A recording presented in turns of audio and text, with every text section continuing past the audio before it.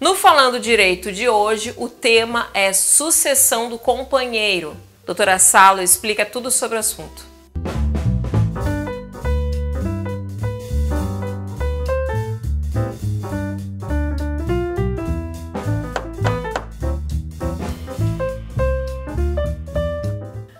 O nosso tema de hoje é sobre a sucessão do companheiro. Por que sucessão do companheiro? Fala-se em sucessão quando se fala em sucessão patrimonial. Porque no caso de vir a falecer o outro companheiro, será que o outro herda?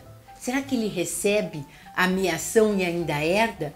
Então, houve durante muito tempo uma divergência no que respeita à herança do companheiro. Como é que ele vai receber? Se nós temos que deixar obrigatoriamente a parte legal necessária para o companheiro ou não. Pois bem, durante bastante tempo, o companheiro não era um herdeiro necessário.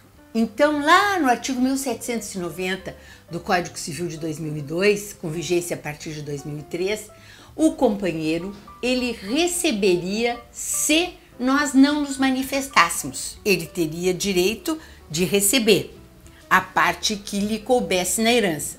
Só que hoje nós sabemos que ele obrigatoriamente é o herdeiro e antes nós podíamos fazer um testamento afastando o companheiro. Porque se eu deixasse, vejam só, a parte necessária que eu tenho obrigatoriamente que deixar, que são os 50%, para os meus herdeiros necessários, aí estariam quem?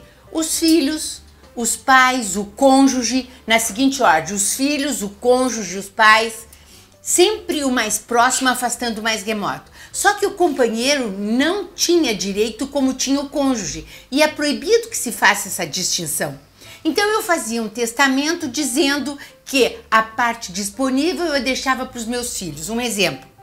Então, a parte necessária ficaria dividida entre os meus filhos e o cônjuge. O companheiro que entraria na parte disponível ficaria sem patrimônio. Isso até agora, há pouco tempo, quando houve uma decisão do ministro Barroso dizendo que o companheiro tem que herdar tal qual herda o cônjuge. Então ele é herdeiro necessário também. Eu posso tirar metade do patrimônio que caberia a ele, mas a outra metade eu não posso tirar, porque é um direito que ele, como o meu cônjuge e como os meus filhos, também terá.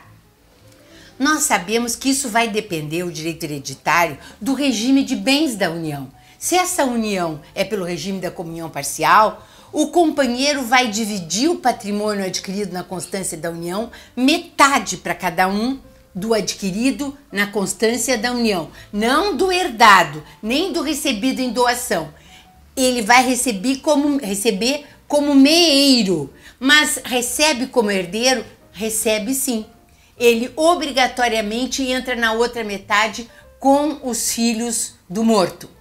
Esse patrimônio é o patrimônio particular. Vejam que ele entrou como meeiro no patrimônio que ambos adquiriram na constância da união e agora entra como herdeiro no patrimônio particular do cônjuge falecido ou do companheiro falecido. Se o regime for da separação total, ele é herdeiro também. Ele não entra no patrimônio de outra forma, senão como herdeiro necessário.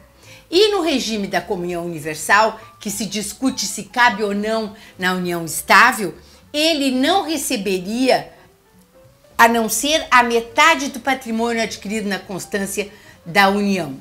Então, vocês têm que atentar muito, modificou. Hoje o companheiro é herdeiro necessário, ele vai receber tal qual receberiam os filhos de vocês ou um cônjuge daquele que é casado. Então, isso é muito importante saber. O artigo 1790 do Código não vige mais, porque ali esse artigo colocava o companheiro numa situação de inferioridade frente ao cônjuge. E isso não pode acontecer, porque nós temos que entender que a união estável e o casamento têm os mesmos direitos.